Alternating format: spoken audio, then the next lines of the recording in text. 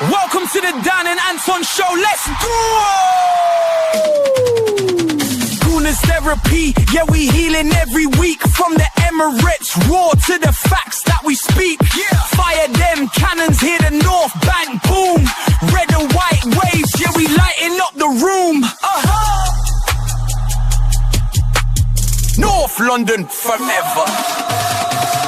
When Arteta got the vision on lock. From the training ground drills to the tick of the clock. Saka on the wing, got defenders on skates. Rice in the middle, yeah, he's controlling the states. Gabby and Saliba manning down the back, while Victor's off celebrating after finishing the attack. Dan and Anton show, now take your seat.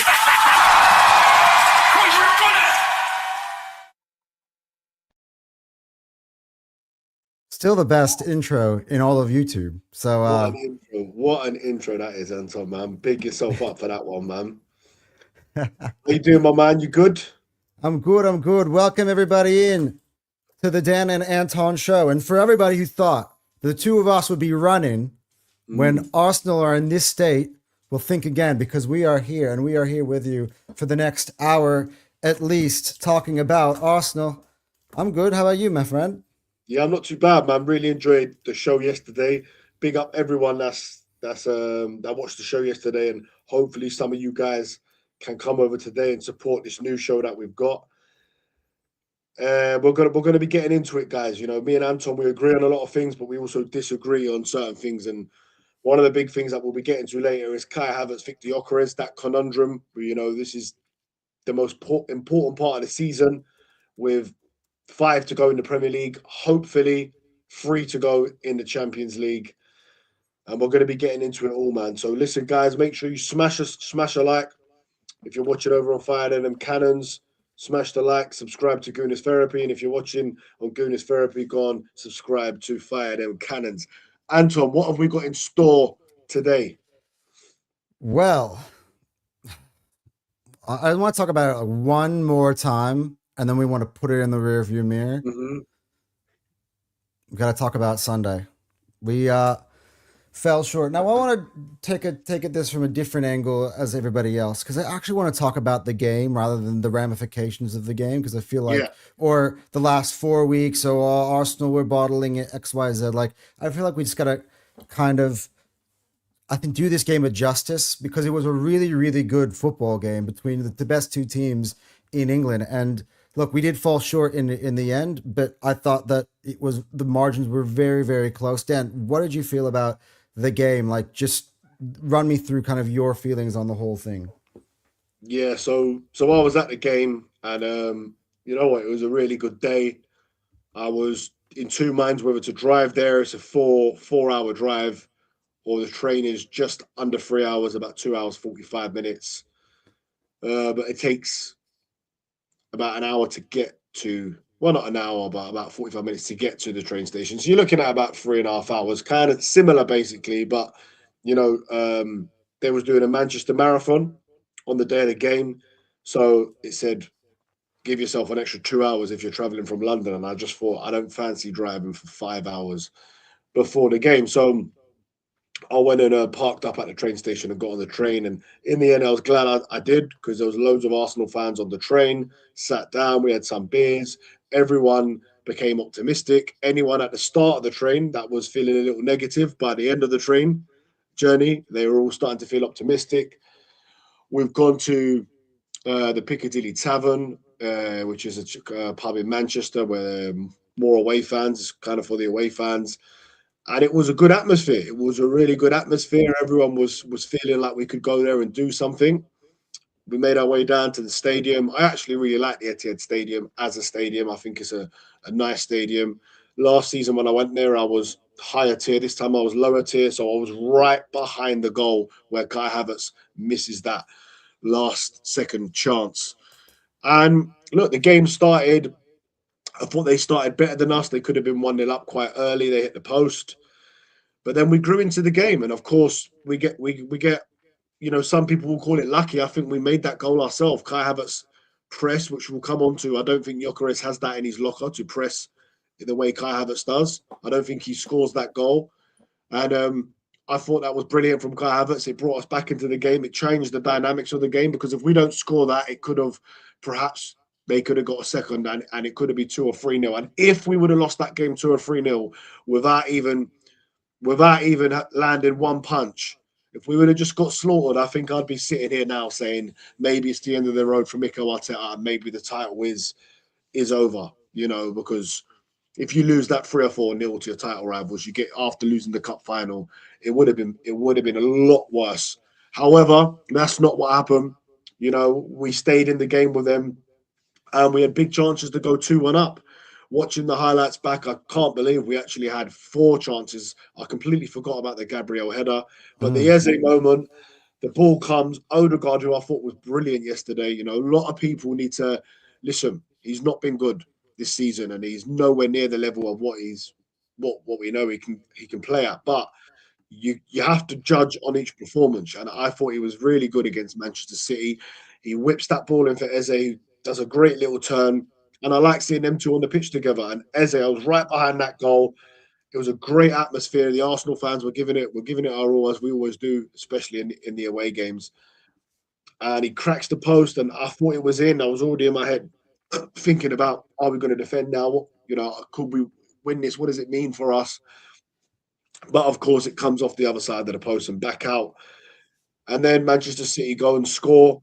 I thought Martinelli was lost his man for their goal. I've watched it back a few times now. Could it have been a foul on Gabriel? Possibly. And of course, they score. They get a sucker punch. But then we have chances again. Odegaard again. Good bit of build-up play. Played some good football. And he puts through Kai Havertz again, who doesn't finish his dinner. And for me, Kai Havertz is good at everything but finishing. He leads the line well. He links up play well. I thought he was, he ran his heart out. He obviously got a goal that he made himself. But ultimately, he missed the 2 big chances that could have got us a draw or even won the game if he scores both of them. But overall, I thought it was a 50-50 game. They obviously hit the post as well at the start. I think we had the bigger chances. They had a little bit more possession. But I think Arteta went there for the win. He said it in his press conference, I'm going there for the win. And he wasn't lying, because he definitely went there to win the game. Ultimately, we've fallen short. But weirdly, I feel more confident now than I did after the Bournemouth game, because that was an abysmal performance. And you think if you play like that, you're not going to win the league. But we've gone to City and we've gone toe-to-toe with them in their own backyard. We should have got something out of the game. We didn't. We've still got 5 games to go. We'll get into that, I'm sure, a bit later. But overall, I thought it was a decent performance. I thought we should have got at least a draw. But listen, it is what it is. Yeah, look. See, that's the interesting part about this game that I just feel like I knew everyone was going to kind of gloss over, which was, I think Arsenal improved in this game. We did a lot more of the things that we should be doing in this game. I think the unfortunate part is we were playing a very, very informed Manchester City. But when the game ended and I just saw how close it was and how thin the margin was, and I was thinking, I'll be honest, I said this on the post-game show, right? That is a chance. When he shoots, I'm seeing Donnarumma beat and I'm running down my hallway. It's like, we're 2:30 a.m. in the morning and I'm celebrating it, but I have in my earphones. It goes, oh, and he hits the post. I'm like, oh, fuck. I actually thought, I was like, this is the moment. That's it. We got it. But the Eze one. Yeah, the Eze one. I actually and to think that not long after that they score, and how big that would have been. I kept saying in the group chat, it would have been our moment. It would have been the moment that everything changed. There's a difference between, though, Dan, if Arsenal took the lead in this game versus if City took the lead in this game, because 1 Arsenal goal means City needed 2, because City had to win the game. If Arsenal were 2-1 up, all of a sudden we're good. Even if they get an extra goal, which they did in the game, we would have taken 2-2 as a final result, and the vibes would be so much different right now. We would know that what Arsenal only would need, three wins and a draw to end the season, or something along the lines, to win the title. Everything would have been in our hands. And I just felt that it was that close. I'm looking at the match stats now. At the end, they did win more aerial duels and ground duels than us. But in the first half, especially in that opening parts of the game, I felt like we were first to every duel. We were actually trying harder than they were in the earlier parts of the match. Now, I do feel like they got a good moment of brilliance from Ryan Shirky, and I can't really fault our players or fault our defense for that. He's a fantastic player. Like, end of the day, we're playing Manchester City, the other best team in England at the moment, the most informed team in England, and they've got some magical players. I mean, I would love to have a player like Ryan Shirky right now who can make something out of nothing, and that's what he kind of did in that moment. And then again, Erling Haaland, he's the best striker on earth.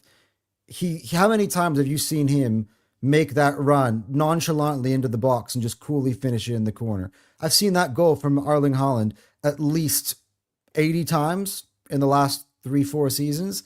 So like the margins were so thin, but I just felt like Arsenal played a really, really good game. Like I think what really frustrates me, and we'll get into it a little bit, is kind of just how we got here. Like all the other games kind of leading up to this run. And look, was I surprised that Arsenal would lose away to Manchester City? No.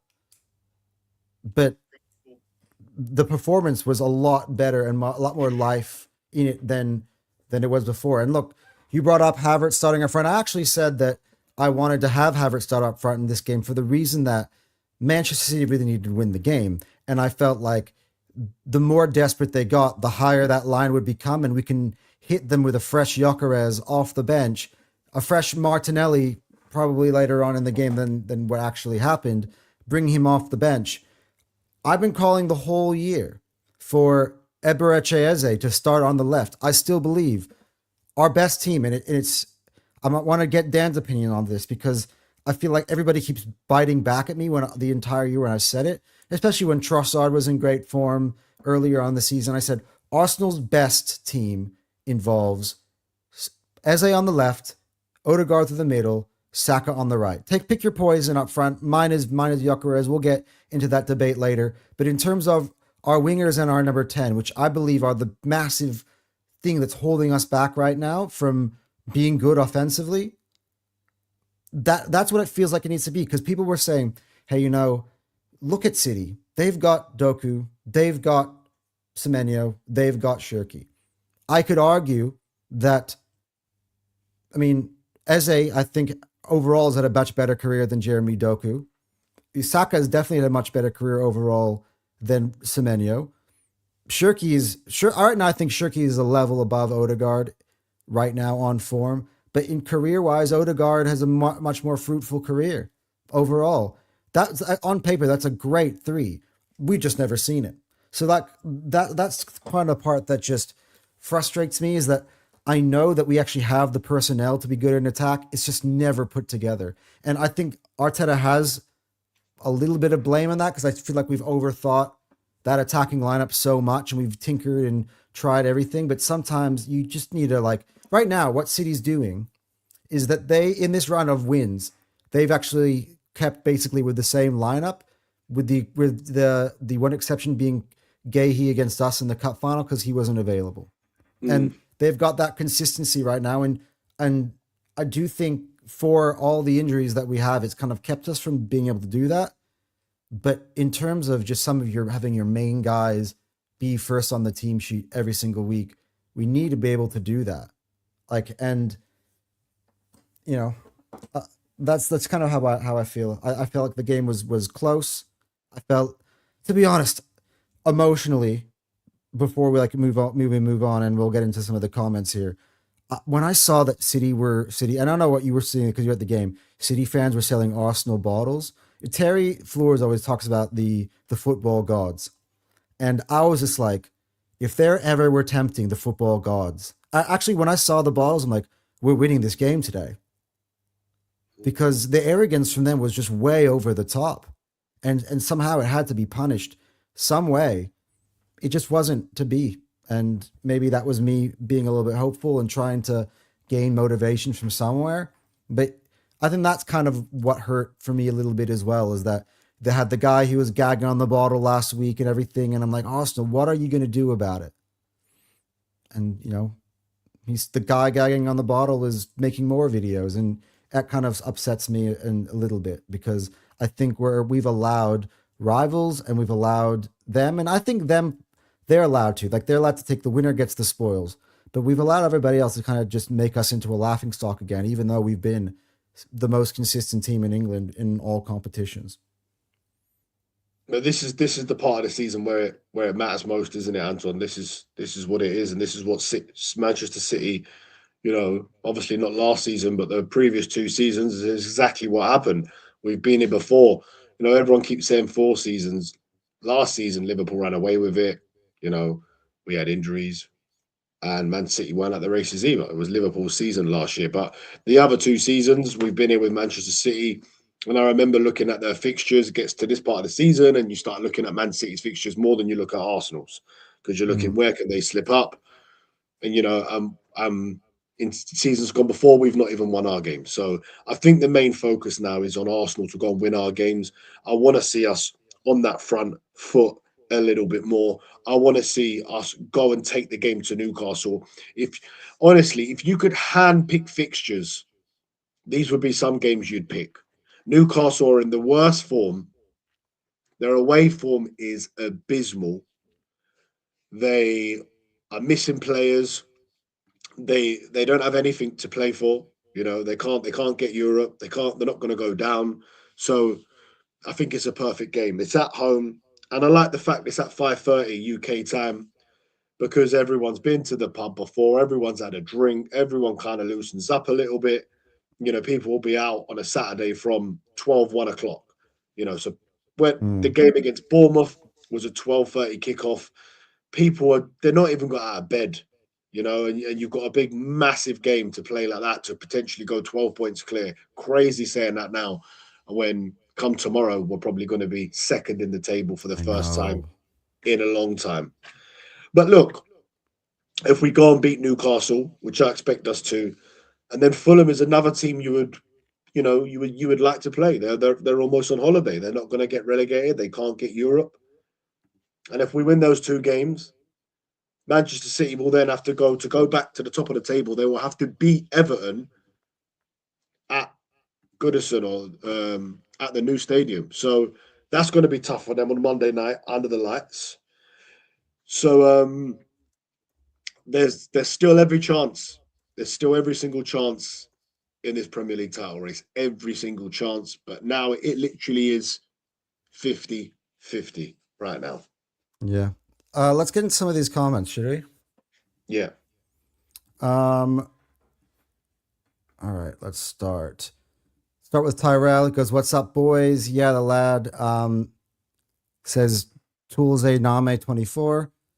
There's so many of these guys. Big ups to you guys. You guys fill up the comment section. Idiot club, idiot manager, idiot players. Maybe I should before 1 month, 10 points difference, now 0. All right. All right. Well, we'll get into this one later. Sahal goes, Havertz is better in the team than Gyökeres.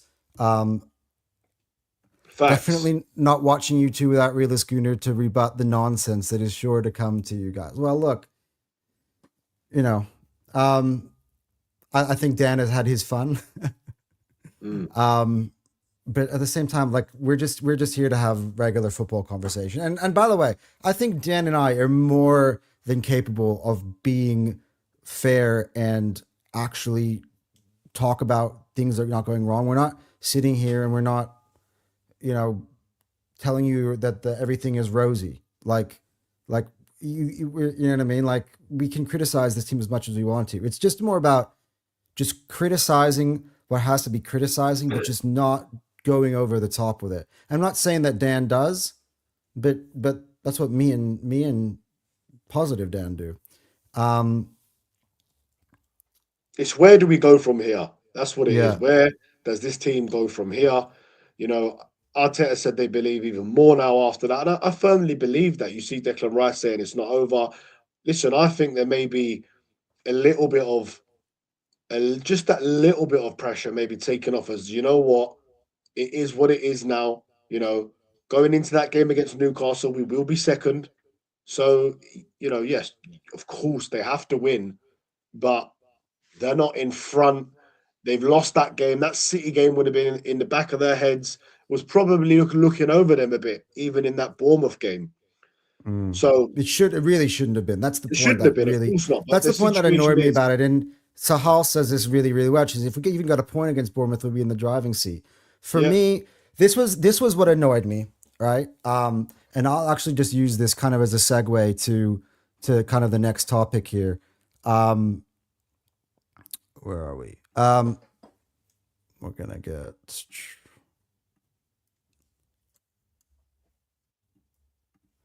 How do we get here? It is a nightmare scenario that we are in right now. And I remember I was sitting there talking with Dan, negative Dan. He was like, "What happens if we lose to Bournemouth? What happens then if we lose to City the game after they've beaten Chelsea? What are you going to say then? You know, it'll be 3 points with a game in hand." I said, "You know, I don't see a world where that happens." And well, here we are. But the thing that I pointed out the most earlier on in the season, well, I mean, or 2 weeks ago before this game, even when we went out to Southampton and all that stuff. Arsenal have everything in their hands. Everything is in their control. We don't even, I didn't even think or care about Man City's results because I was saying, look, Arsenal just need to count down the amount of points. We could drop that we needed to get. Like, we count down the wins. We could have dropped 5 points and been okay. Now we've dropped 6 from our opening 6. So that's kind of why we're here where we're at right now. But if Arsenal just took care of business against Bournemouth, even if we lose this game, if it's the exact same game and we lose 2-1 with that sort of effort, I don't think I'm blinking an eyelid. I'm like, okay, you know what? Fair play. Man City absolutely needed to win that game to stand any chance of winning in the Premier League, but it's still in our hands. It's in our control. Let's go. We have 2 more points that we potentially can drop and still win the league. And we would have had out of 5, let's say we would have to win what in that scenario, 4 out of 5 instead of 5 out of 5 really to win it. So, but that's kind of just what frustrates me. It's how quickly. Listen, look, if we had it, you know, if this no, big but if, I think that's where the frustration we are comes still from. heavy favourites, and now, of course, Manchester City are the favourites. The way you illustrated it, though, Dan. How we've got here, I think it started from, well, it's not, it's a fact. It started from the cup final because before that, I think we had just beaten Leverkusen. Man City had just dropped points back to back in the Premier League to Forest and West Ham. We had that big win against Everton. We were in a really good place, and I always said that cup final. If we wasn't playing City, it could have been totally different. But the fact we were playing Manchester City, the team that were chasing us down, and they've beaten us in a final, I don't care what anyone says. It was a psychological edge for them, and it was really damaging for the players, for Mikel Arteta, because since then we haven't recovered. We got through in the Champions League, which is a totally different competition, just as the Carabao Cup is. And I know me and you, Anton, were kind of swaying towards it. I think it was more hopeful that, it wouldn't affect the Premier League. But I think just not playing in the Premier League when we were on a good run, we've just got that massive win against Everton. That win was so humongous. That week of beating Everton and beating Brighton away, and Manchester City draw with Forest and West Ham. You want more Premier League games to come, but there was an international break, and then there was obviously the cup final, then the international break, and then there was the FA Cup. So we don't play a Premier League game for 3 or 4 weeks, and then when you do play one, you're under severe pressure because you've gone out of the FA Cup and because you've lost the cup final. And listen, you got to turn up. 12:30 kickoff or not, we had to turn up. We didn't turn up. We're in this situation that we're in now. We've got here, I think, a little bit of complacency, injuries. I think Arteta obviously has to take some blame because he's got the decisions wrong, in-game decisions, in-game management. He got it wrong in the final, which has now it's been a domino effect since the final. But what I want to concentrate on more is where do we go from here? So we were doing our lineups yesterday. Look, there's other people, of course, watching now on your channel and probably some other people on my channel. So, I'll just go with my starting 11 now. Now, you mentioned Eze on the left. I've always liked Eze on the left because football's not a game where, Eze, listen, if he's just out on that left and just wait, like playing like a Martinelli, no, he's wasted there. You need him to get on the ball and be creative. Eze's not an out and out winger. But I want him and Odegaard in the same team. So for me, my team would be. I think I like Calafiori. I know you like Nkapie, but I would go Calafiori, Saliba, To be honest, Gabriel. I like both players. I think You it's like both, just yeah. horses for courses. You know what I mean? Yeah, for me, Calafiori just. I just feel like our best defense when we concede the least goals. That start of the season when we weren't even conceding a shot, it was Calafiori, Timber, Gabriel, and Saliba. I think it's four proper big, tall men. I think Calafiori gives us more in the opposing box as well. So with that back four and Declan Rice, Subamendi, Odegaard, Eze on the left, hopefully Saka's back. If he's not, then it's got to be Max Dalman for me. And then for me, Kai Havertz up front. That would be my starting 11. And I've really believe if we can get them at that 11 on the pitch to start our next 5 games in the Premier League, I believe we can win all 5. I really do. Yeah, look, when I think about a little bit, because I think I'm going to reflect a little bit more on the how did we get here. It sounds like excuse making, but the more and more I'm just crying and screaming out for some certain players who, it's not like the part that annoys me about it is that it's not like they've been ruled out forever, or we know where this guy's gonna be out to 5 to 6 weeks, this guy's gonna be out to 7 to 8 weeks, whatever. He's out for the year, where we've set a time limit on it, and we're all like, okay, we all know that this guy's not available, right? But it's all the players that went out on international duty, right? So after this cup final, all of a sudden, well, before the cup final, we found out about Eze, but Eze is fine now. And by the way, that was also a bit of a blow for us because I felt like Eze really started to discover the best of his form at the time, and we're about to play the cup final, and I just believe in the cup final. Look, you can think that Havertz is a great striker, but as a number 10, he absolutely costed us. I've said this the last time we were on here as well. Absolutely cost us in that game. When I saw him starting in the 10 against Bournemouth, I had my doubts as well. When I saw him starting at Southampton, it was a problem because we just kept being dispossessed. We didn't have actually that same issue on Sunday. So like that was a big thing. I think not having Jurriën Timber on the right hand side has been a massive thing. So Ben White all of a sudden has had the worst form, I believe.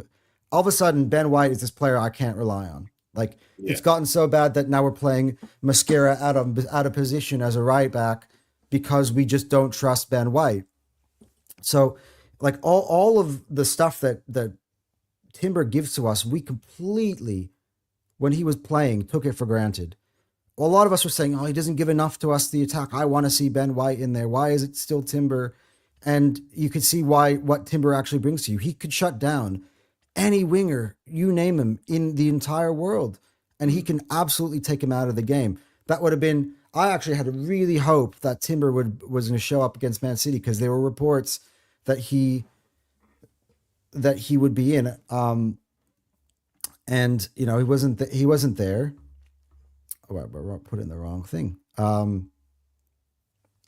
He wasn't there. So again, Mascara is a bit of a mismatch regardless. Still, I felt like he felt a little bit uncomfortable and hence the yellow card. You had to bring kind of Martinelli on to try to compensate for it in the second half.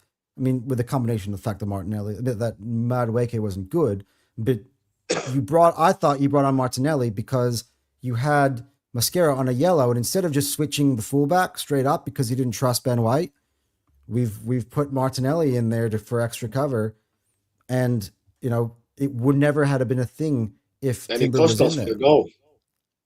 Yeah, he caught, and the other one, of course, is Saka. Everyone's saying how bad of a season that Saka is, but Saka sets the tone for this team. Saka, like the difference is here, whether you think Saka has been a good season or not, the defenses that have to keep an eye on him, they have to give him attention, which takes attention away from the rest of the team. It makes it harder for them to kind of keep their eyes out on Eze or Odegaard in this game, for example, or even on Kai, because he's a player with such gravity. He draws people in. He draws 2-3 men every single time. Also, he also sets the tone for us. We get like in our best parts of the season, and that's kind of what I want to try to focus and look back on. The best parts of the season, we were taking the lead in the first 20 to 30 minutes. from a set piece. Who was providing that? It was Bukayo Saka. It's the idea of That's what I'm Saka saying. Yesterday, you have and Dan shouting. Rice. Anytime you or me made a good point, you'd have Dan shouting over, "What are you talking about? What are you talking about?" Like, bro, Saka is literally, he's talking about Declan Rice, yeah, on that side. But Saka is, he's the one, you know, it's probably equal, maybe even more on Saka's side. So 100% we're missing Saka, like not just for his corners, but that is a big part of it. But also, obviously, he's, you know, he even if he's not playing that well, he takes two players out of the game, which then makes space for other players. So listen, at the end of the day, he's still probably our best attacker. No, he is, not probably. He is still our best attacker. So listen, it's a huge miss. You know, we're missing our best players at the wrong time of the season. You know, you're missing Timber, Calafiori. That's two of your main starters at the back. You're missing Saka, who's obviously your best attacker. That's your three key players. But listen, Manchester City have also missed players throughout the season, so we're not making excuses. We're just saying this is how it's obviously gone wrong. It's a multiple different things have happened, and we are where we are. Oh, Yeah, and like the other part about it too is, look, I don't know what necessarily is wrong with Saka. There was a bit of a diagnosis the other day that basically he's got this issue where if he's on really high risk of making it really worse and kind of just being out for the whole year. But the one thing I ask for, and people talk about a World Cup for England, if Saka missed out on Arsenal's greatest chance to win the Premier League because he wanted to be fit for England, I'm going to be upset. No, that's not true though. There's no chance. But if No that way in is hell. true, I'm saying if that is true, if that's the case, I'm going to There's be not upset. even a slight chance of that being true. No way in hell. No way in hell would no chance. Well, like the other day, I was just seeing the report. I forgot what was the, I mentioned it when I was being on my pregame show for the week. He basically has this issue. Yeah, like it's a stress, basically a stress issue that when you like overtrain, overplay, or whatever. But if there's a high possibility of he played on it, it would be something worse. It's like it's a knock right now, but it could become something worse, which is why he hasn't been really playing. If Bukayo Saka has any chance of playing, trust me, he would be playing 100%. I'm 1,000,000% sure of that. Yeah, look, I do feel like it's the doctors that are keeping him away from playing, but at the same time, though, I just feel like these players are missing at the most crucial point in the season. I keep knowing how important these players are, and week in, week out, that question comes to Arteta. Hey, what about Timber? What about Calafiori? What about Saka? Are you going to give us an update on any of them? Oh, maybe one of them, will be then tomorrow. Nope, nobody. Like the Bournemouth game for me was one that really upset me because, hey, I'm seeing Odegaard in, making posts. Hey guys, come to the game, bring it your all, whatever. And then he's not even in the team sheet. So like that's type of the stuff that kind of just brings that bad negative energy from the crowd because we don't like being lied to. I sat a week ago on Straight Facts and I was saying that was part of the reason why Arsenal fans were so upset in the Bournemouth game because we felt like we were being lied to. We felt like we were being gaslighted. Like they were asking us to bring us this super amazing energy, yet they didn't provide the super amazing energy themselves. Exactly. And so that's just kind of what, even for me and Dan, I feel like both of us were upset. You score early or you play on the front foot football, even if you don't score early. If we go to the Emirates on Saturday now and we start off really well, really well, and then Newcastle score, the fans will still be there thinking we can still win this. If we've hit the post and the bar, then Newcastle will get a sucker punch. The fans will still, but if it's all nervy and we're just sitting back and playing this sideways, going back, recycling, and then Newcastle score, the fans ain't going to believe. So it takes two to tango, All of us fans, yes, we've got to be there. And I do think the fans need to be a little bit more, have a little bit more belief. Yeah. But the players on that pitch, never mind Mikel Arteta on the sideline, the players on that pitch need to go out there and show us a bit more. But let's go back, Dan, because at the end of the day, before this bad run, we had lost 3 games the whole season. We were 9 points clear at the top of the Premier League when we were on course for a quad. what was Arsenal doing right? Because both of us sat there and we have had this supreme confidence based on it's actually, let's say, a historic consistency that Arsenal were having through those first games until the previous six. What were we doing then that was leading to that consistency that we're not doing now? Because I feel like if we can crack that code and get back to actually what works for us, I think honestly we can win all the rest of our games this season. We have just discussed it. We can't, we can't lie. And listen, big up Shane Gooner. Me and him, we see things differently, but he has made a lot of great points. And I thought, you're just being a little bit agenda driven here, like you're moaning about the corners. And listen, he said if we win the season Premier League by corners, of course he'd be happy. Anyone would be happy. Which, listen, you win it how you win however you need to win. But he did say if the corners do dry up, and listen, we've not scored a corner since Chelsea. We scored 2 against Chelsea. Since then, we've not scored a corner, and we've only won 1 game. And like you said, Anton, earlier on in the season, we were scoring early from a corner, which was then setting the tone for the rest of the game. You go 1-0 up, totally different game. They got to come and play.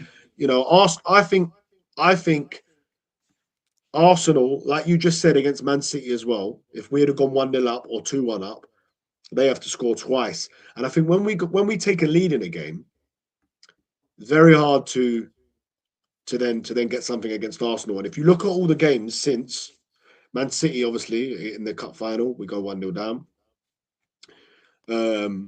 Southampton, we go 1-0 down. Bournemouth, we go 1-0 down. So these are all games where we're not scoring first. And I've always said this, that if Arsenal don't score first, because of our lack of firepower up top, you just think, can we get 2 or 3 goals? Can we respond quickly and go and get 2 or 3? So I think if we score first, we can see out games quite comfortably. A lot of there's been odd occasions where we've not quite done it. You think of Wolves being 2-0 up, which if we lose the title by 2 points, I'm sorry, but every one of us is going to look back at that game. But most games when we go 1-0 up, and I think that's been a key thing. I think the corners, obviously drying up, they're losing Saka's delivery. And then I think literally going 1-0 down in games is costing us, because I think if we go 1-0 up in games, we're so much more likely to win the game. I know that sounds like a very basic thing to say, but you look at Manchester City, if they go 1-0 down, you think they can turn this around and get 2 or 3. With Arsenal, I'm looking, thinking, I don't know, like how many times have we gone 1-0 down and turned it around? I think of Newcastle, we were 1-0 down, turned it around. I think of Sunderland, but then they went and got the 2-2. So I think it's really, really important for Arsenal to start games well. I think it's really important for us to find other ways. Now, I was saying before, we've got so many different ways to win a game of football. But right now, we're struggling, like man. We don't have many, Even going into the City game, I wasn't expecting a performance like that. I thought we would keep it tight the whole way and we would hope to get a set piece and maybe win the game. And look, maybe if we'd have done that, who knows? We may have been, if we weren't so expressive, we may have been more defensively solid, and who knows what could have happened. But the fact is, on the way to that game, I was hoping that we'd win the game for a set piece and defend really well. Now, listen, in the end, we actually took the game to them and we had chances, but ultimately, we still concede 2 goals. I think going into these games now, we have to approach these games how we approached that City game. We have to. We have to be on the front foot. We have to come out on the blocks against Fulham, against Newcastle, both of them being 5:30. I think that is a big bonus. Back-to-back games, Saturday 5:30, under the lights. Summer's here now. Go and attack the game. Yeah, look, we have to go and attack the game because the corners aren't working. So we have to go and attack the games from early and get the fans on side and score early. That's what we need to do. Get that first goal. Not scoring the first goal is costing us big time. Yeah. Big time. So we need to focus on getting that first goal and then putting the game to bed. Big up everyone in the chat, man. We've got 38 people in the chat right now. Let's see how many likes we've got over here on Gooners Therapy. It's not coming up for some reason. But make sure you're smashing the likes. Make sure you're going to subscribe to Fire Them Cannons. Yeah, we And just make passed sure, the 150 mark for Fire Them Cannons the other day. there you go. They've just passed Crazy, 150. considering the type of content I pumped out there all the time. We've done over like hundreds and hundreds of videos just this season. The guests that I've gotten, I need to get that channel up in terms of views. Get them up to 200, guys, man. So go and subscribe and get us up to the big 2K, man. We're nearly there, guys. I mean, Dan used to be on Straight Facts when he was on with Terry, right? But like, I feel like I'm on Straight Facts now, and yet I still only have 150 subs. Like, I must be the lowest subscribed. Listen, I remember when I first went on Straight Facts, and you think it's gonna do all this stuff for you, right? I even like kept bugging Terry to get my name in the Gooners Therapy and the thing. It just, honestly, it doesn't. It's just about your channel, man. It's just about your channel, what you do. It's just about being consistent with your channel. If you're consistent with your channel, which you are, it will grow. It will grow. Yeah, no, look, the community that I've got, and a lot of you guys are in here, are all there all the time. They're willing to wait for ages, even when I'm running late, and they're sticking there for me while we have these debates for 2 hours after shows. And even when it's been really poor in recent weeks, you guys still come on. So like, I honestly, you guys are the best community I can think of, and a lot of you guys are here with the Gooners Therapy as well. So big ups to everybody. And it's, by the way, it's early where you guys are now at 10:48 a.m. So that's right. Yeah. You know, big up for you guys being here, probably listening while you're at work, and yeah, much appreciated. Yeah, big up everyone, man. You're helping. You're helping the channels grow, man. And listen, without you guys, we wouldn't do it. You're all in there giving us comments. I know a lot of you don't agree with me and Anton as well, which is good, man. We like that, man. So keep the comments coming, guys.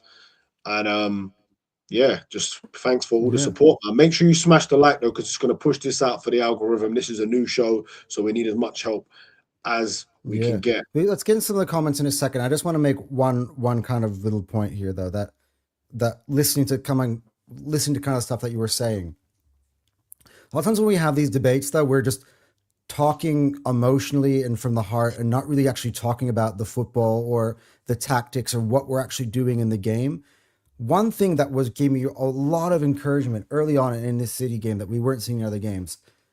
We were winning the first. We were winning the first and the second balls, at least in the first half. Like, I think we were never going to have more than them overall in the game ever, because they're just the home team and they're supposed to be the aggressors. But that's what we need to be getting back to doing. We need to be getting back to showing more effort than our opponent. Bournemouth, the amount of times that Bournemouth kept getting to the first ball in that home game was absolutely disgusting for an Arsenal team. Like, the amount of times that Southampton was beating us to the first ball, the second ball, when we went away to there, was absolutely disgusting for an Arsenal team. Even Sporting in the second leg, when we, 0-0 at home and stuff like that, we were losing majority of the duels. It's just little things like that go a long way, and it sets the tone in a football game. The press, I feel like, we pressed City very, very well at certain times in this game. We put them under pressure, and that's when we are at our best, is when we win the ball high. We create a multitude of chances just through the press and being able to kind of win the ball high up and then creating easier chances for ourselves. And it's just not happening. And those are some of the more specific things that I've just kind of noticed in those games. I mentioned control. I think in some games we've gotten that element of control back a little bit, still not to the level that we need to, but that's the problem. And again, it's also the defense. And when Alex Scott runs through Zubamendi and Saliba, and I'm just sitting there, I'm like, this is something I'm just not used to. And it was weird because it felt like deja vu from the Southampton game. And it was the same lineup. And that's when I'm concerned. I've known Arsenal struggled with goals the whole season. That's nothing that is new to me. But even the other day, I feel like as great as Haaland is, right? But you have to realize that he's the main threat in the middle. Gabriel just got absolutely outmuscled by Haaland and beaten to the spot by Haaland. I've seen games where we played him, and the two of them have kept him completely at arm's length and completely quiet. I remember when we played them at the Emirates two seasons ago. He had about like a total of like 9 touches completely in the entire game, and no shots on goal when they came to the Emirates when Martinelli scored 1-0.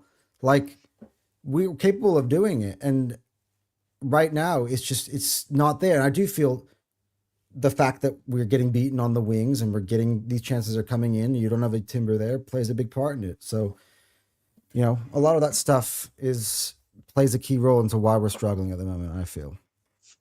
Yeah, facts. I agree, man. What you saying? We getting into it?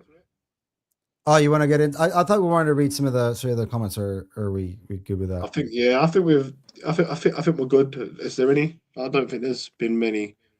There's a couple of people trolling. Johnny D, big up Johnny D, man, always here showing love. Set pieces have betrayed us lately, probably also because of lack of intensity in corners, unlike we had 4 to 6 months ago. Yeah, I agree. I like this last one, or the one before that. Show panic, lack of mentality, not winning if you don't score. First, all honestly, City might now win today if people score first against that. Oh, it's tonight, that game, right? Isn't it? Yeah. No, is it tonight or is it? Is it tonight or tomorrow? I think it is tonight. I think is it? Let me look. Let me take a look. Yeah, it's tonight. It is. It is. Oh, it says Brighton against Chelsea tonight. Oh no, it's tomorrow. Sorry, then yeah. Tomorrow, yep. There's Bournemouth Leeds, Burnley City. It's actually away. Yeah. I kept telling everybody that it was in Manchester, but it's away. So Scott Parker. Yeah. Burnley Give me something, Scott. I feel like we're back to 2 years ago where I'm like, I've always liked Fulham, you know, when they went to Craven College, like, damn. The worst part was we were down to Spurs, and I was like, oh fuck, don't make me do this.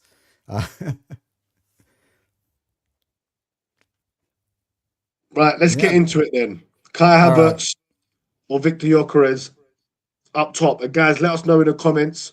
Just put simply Kai Havertz or Victor Gyökeres. I want Kai Havertz to be starting every game. I don't want to see Gyökeres start another game up top while Havertz is there fit. I want him to come on 100% in games when we need him. But I want to see Kai Havertz starting every game till now. Hopefully, there's going to be 8 games left if we reach the Champions League final. If not, at the very least, it's going to be 7 games.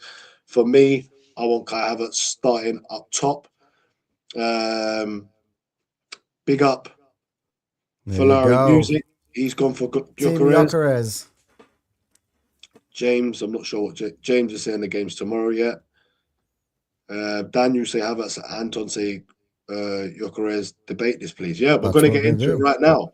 I'll let Anton go first. Why he would start Gyökeres? You know, interestingly, first you wanted Kai Havertz to start against Manchester City though in our biggest game. I did. Again, I am flexible in certain games. I know certain things call for certain lineups. You just kind of go with it, and I just felt like it was more about what was at stake, the fact that we had the advantage of being able to draw the game, and that the longer that it went level, the more desperate they would become. Now, we kind of got to that point, but we didn't really. I wanted to get beyond 70 minutes and be 0-0 or 1-1 for Gyökeres to be able to come in and make the difference, because I do think at the end of the day, Gyökeres is more clinical. Now, I want to start this, and I know maybe this is the advantage that I have being a graphic designer, that I can put this up on the stage. But let's do this one, and I want to see what you guys. This is I'm going to remove just the overlay for a sec. This is something called a blind resume. So you kind of take a look at 2 groups of statistics, and you tell me who do you think is who. So the one on your side has averaged 0.4 goals per game in his Arsenal career. The other one, not far behind, 0.34. The one on your side, assist rate is very, very low, 0.04 per game. On my side, 0.13. By the way, make it but who's on side of the camera, so it's actually random in terms of who's there. Goal conversion rate 20.5, and the other one is 16.55%. Who do you think is Havertz, and who do you think is Gyökeres in this blind resume? If you're gonna choose, but first, like, tell me which of these two players, Dan, the stats as a striker, would you choose? Would you take? Well, you'd probably have to just. Well, it's a tough one, isn't it? Because obviously, on the right side here, on my right side anyway, where you've got obviously a better assist rate, and the goal rate's a little bit less. I don't know. It's hard to say, but for me, listen, Gyökeres probably would score more goals in a whole season. He also takes penalties. I just think this is at Arsenal, by the way. It's got nothing to do with wherever they did elsewhere. This is just at Arsenal. Yeah. So this is on average of I know that games. obviously Gyökeres would be through the roof, but I just think Kai Havertz gives you so much more. Someone just said in the comments there, "Oh, it's not fair though because Arsenal don't play with attacking intent when Gyökeres is on, but they do when Havertz is on." I'm sorry, So mate. you have a guess. I'm sorry. That's which? That's which not one the is case. which one is on the left side, which was on the right side? Goals per game, I would say the 0.4. That's a better rate, right? No, 0.04. So it's actually under 1%. It's actually under 0.1. So it's like what's that? It's 0.04 assists per game. The other one is 0.13. So yeah, but goals. So goals is 0.4, and the other one is 0.34. Yeah. Yeah, so 0.4 must be Gyökeres, right? That's correct. So yeah. Victor Gyökeres has averaged more goals a game in the time he's played for Arsenal. But what's important for me is his goal conversion rate, which is what Arsenal need, is when we get the chances, especially when we're playing away at Manchester City or something where the chances are few and far between. You want to have the guy who's a little bit more clinical. Like, for me, the reason why I say Gyökeres, and look, Gyökeres has underperformed. Can I just say though, Kai Havertz's first 50 games or whatever they were, first 20 games. No, I took out the games where he was playing as midfielder. These are just when they've played. I've been very specific about this, that way to not have any holes in the debate. Mm-hmm. So this is literally when they're both playing as the striker for Arsenal. By the way, Havertz, we didn't even touch on it, but he played his 100th game for Arsenal just against Manchester City. So that went under the radar because of how massive that game was. So there's a bit of a difference. Gyökeres has played 45 games for Arsenal. So there's over a double amount of games for Havertz, which kind of lead into the average, into that stat, because he's had more appearances for Arsenal. Therefore, it's a little bit more diluted.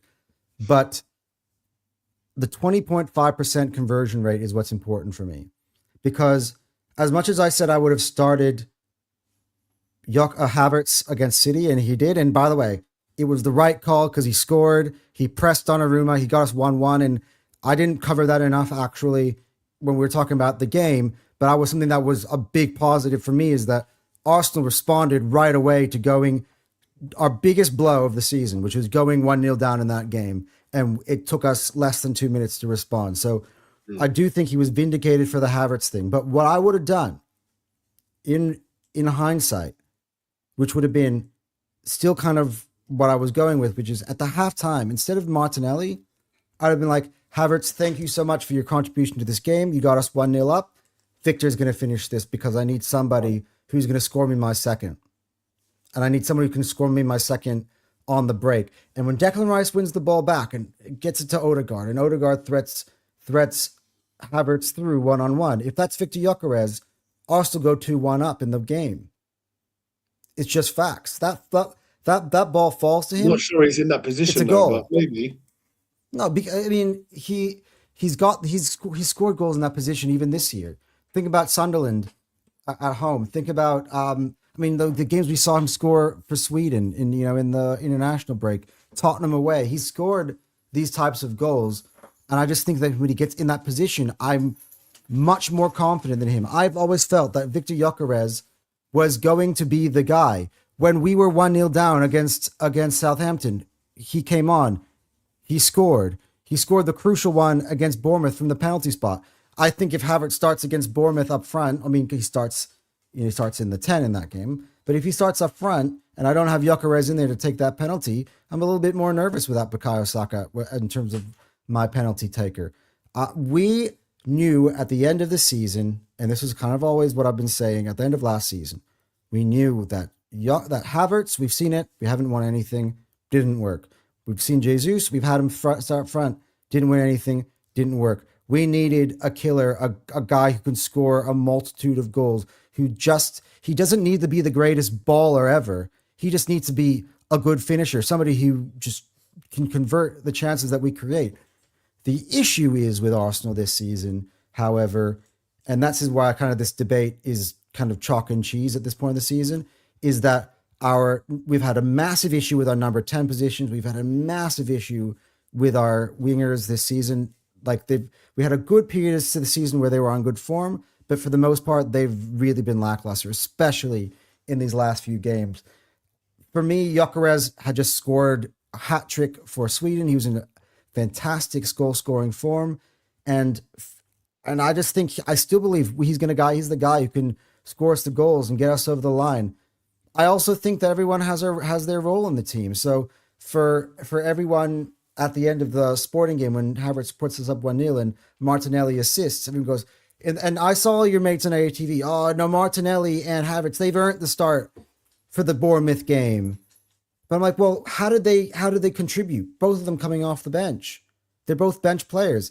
Everyone kind of needs to stick to their role. In some games, yes, I think it's better to have Gyökeres going on against a tired defense. But in most games, like you said, I want to start fast. I want to have Victor Gyökeres up front. And if you want to play the two of them together in some way, okay. But Victor Gyökeres is definitely the better player. He scored more goals than anybody over the last 2 seasons on player. He's definitely not the better player. He may be a better all-round striker, but that's what I mean. We're talking about for me, Arsenal have played their best football. We scored the most goals we scored in the club's history in the 23-24 season with Kai Havertz playing as a striker.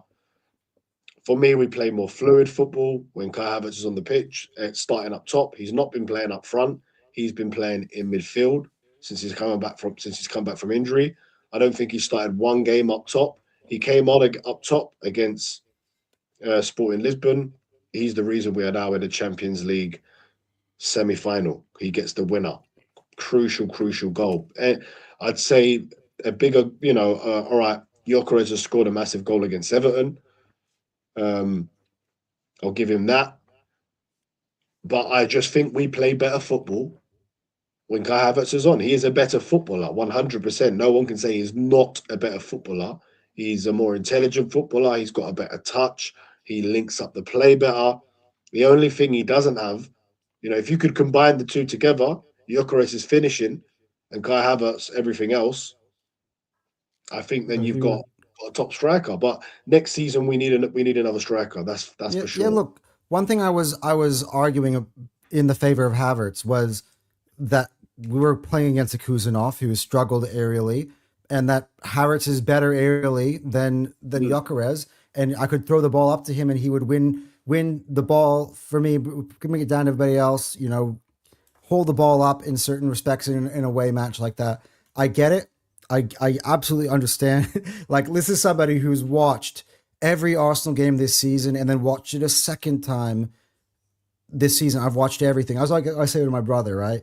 It's hard to get one past me right now when it comes to these performances because I look at it with such a fine lens.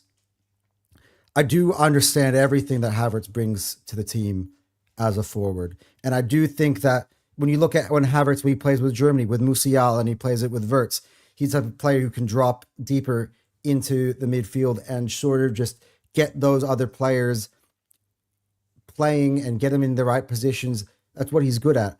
But right now, Arsenal, and what frustrates me about this season is last year we saw the amount of times the ball came across the 6-yard box, and there is nobody to tap that home. This season, at least, we've had Victor be there, Southampton away, just ones that were recent that reminds me, Southampton away, Everton at home, where the ball comes across the 6-yard box. We need a goal, and he's there to put it home. So that's why I think Victor Gyökeres. And I also think that in the last part of the season, he's been one of the only players for me that actually has any form of good form whatsoever. The rest of them seem to just be out of shape, seem to be tiring, and Gyökeres have been in good form. That Bournemouth game, the only players that I felt left that Bournemouth game without any shame whatsoever were Gyökeres and Rice. Yeah, and I agree with that, to be fair. So, like, Havertz for me, I definitely don't want him starting in the 10, that's for sure. No, I don't want to see him in the 10 at all. I just think he's a super sub. I think he's a super sub. And I think it's the other way around. He's a player who I trust to score in the big moments. Big game. When clock is running down at Sporting, he's a cool head. He can finish put him through. He can finish those moments. Same thing, Leverkusen, he gets the penalty. He scores in that. The Chelsea game to put us through to the cup final. He does that. That's very good. I remember Brentford at home in that run-in. He scored that massive header. I know what Havertz brings, and I think the lucky part is that we actually do have the two of them. But I just think that to say that I don't want to have Gyökeres starting ever again, our best striker, the guy we brought in to score the goals, you're wasting it. You're wasting that if you're not starting him. To only play 15 minutes or 5 minutes the other day is absolute disgraceful. No, I don't think he should be getting 5 minutes. I want him to be coming on, if we need a goal, especially the last 20. But for me, we play a lot better football when Kai Havertz is starting up front, not in midfield, up front. So that's what I would like to see. Is that just to find a place in this team for Havertz, or like do you think Havertz has to be a starter in our team? Football when Kai Havertz is up top. I think he gives us a lot more than what Gyökeres gives us in our whole game. The way we play the game. I think that just showed it really against Manchester City. That was probably the first game where he was fit enough to go and play up top. I'm not sure. Well, for me, I would have been playing him up top against Bournemouth as well. I think a big part of that City game, and one thing I really love to see, which is kind of why I wanted it to be the lineup, to see Eze and Odegaard and Havertz, who are all 10s as well in their own right, being able to link up the footballing intelligence between the three was definitely on show, and the interplay was very smooth in those moments where we could have taken the lead and stuff. And to your point, I do see that as a reason why Havertz could work there, but I gotta have Gyökeres in there somehow too. I can't have my top goal scorer sitting on the bench. I just can't. So maybe without Bukayo Saka in there, we find a way to have the two of them together. Like maybe as somebody said, maybe you do have a 4-4-2 or something like that. Like that, the way we ended the game is not a bad idea. I just probably would have preferred to have Eze in there rather than Trossard. Havertz on the right? Maybe. I mean, he doesn't give you what a winger does. He doesn't give you that type of threat. But maybe. I mean, I just can't have him have the responsibility of a number 10. That's just it. The minute I see him there, I know we don't have control of the game. I know he's too far. He doesn't play close enough to Zubimendi and with Rice, and we lose complete control of the game, and it's easy to win the ball off us. So a lot of people here talking about Eze not being taken off, but I was at the game, and I think he was starting to tire, and he has just come back from an injury. So listen, you want to see your best players stay on the pitch, but I think when it comes to fitness, just coming back from injury, that is like we need to win something, and Arteta thinks I'm going to bring on Leandro Trossard. This is the second time we played a Manchester City game, and we've all probably thought, hey, Max, a guy like Max Dalman can make a difference here. Kept him on the bench. Like there are multitude of different other guys you could brought on that was not Leandro Trossard. The Ben White I got because you got to kind of like make sure you keep 11 men on the pitch. But the Leandro Trossard, I'm like, he's been such poor form. You think he's magically going to show up in this game now? He does and put in a perfect cross at the end. He does, and who misses it? Yeah, Kai Havertz misses it. But but where was Gyökeres? Well, that's the other part about that game is I think Gyökeres can be an impact, but he needs to have minutes where he can get a multitude of chances, not 5 minutes. Because I don't even know if he actually had a touch in the game. I actually don't know, but I don't think that was really his fault, honestly. It's a good point. Odegaard did come back from injury, but I think he's generally more fit, I think he has more fitness about him than Eze. And also, he was kind of controlling that game for us. Look, the other thing that could be good, the other thing that we can be good about this week is that we don't play for a great week. Fair comment. Yeah.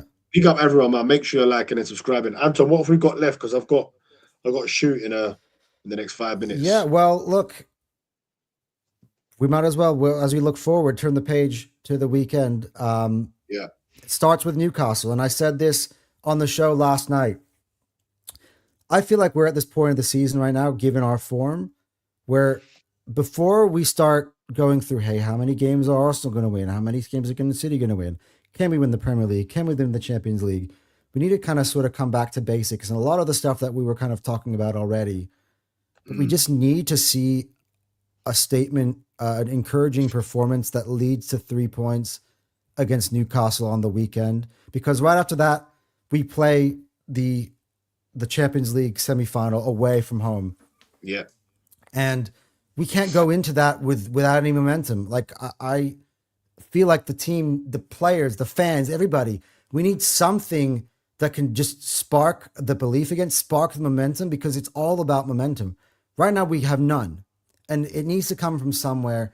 And for me, I am not going to make any declarations or any sort of, hey, I think we can win it. I think, or we can win the Premier League, win the Champions League, until this team actually, right now, I'm kind of saying like, show me something.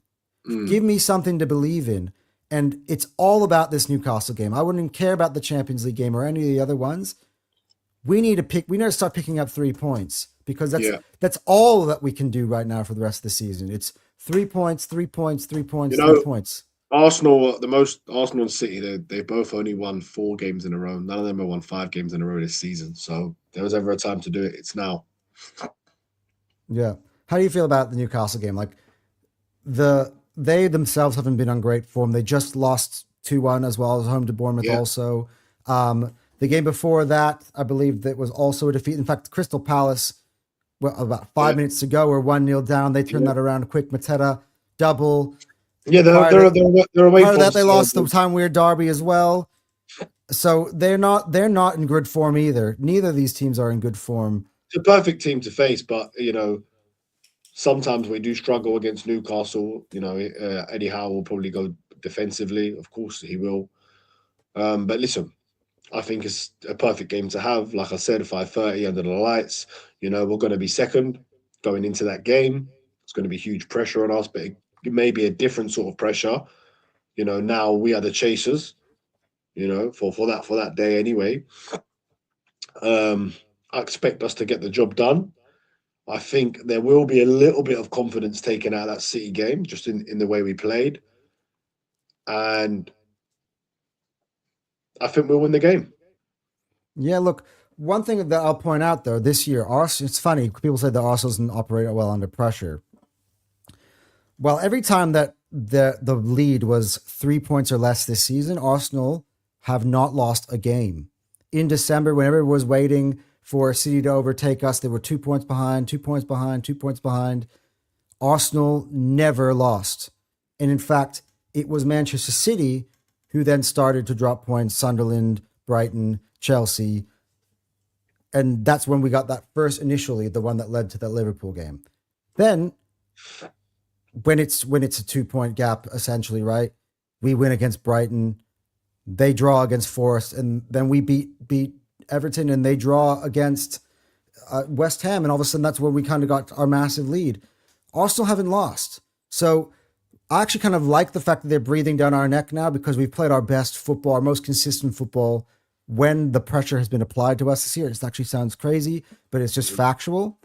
And I think the fact that we are a wounded animal and our backs against the wall, I think you got to have to see this team play with a lot more intensity and purpose, moving the ball around a lot quicker. And yeah, we need. Sorry, just winning this game. If we win 1-0 unconvincingly, that's not going to do anything for us. 100%. We need to come out. We need to send a statement. 100% agree.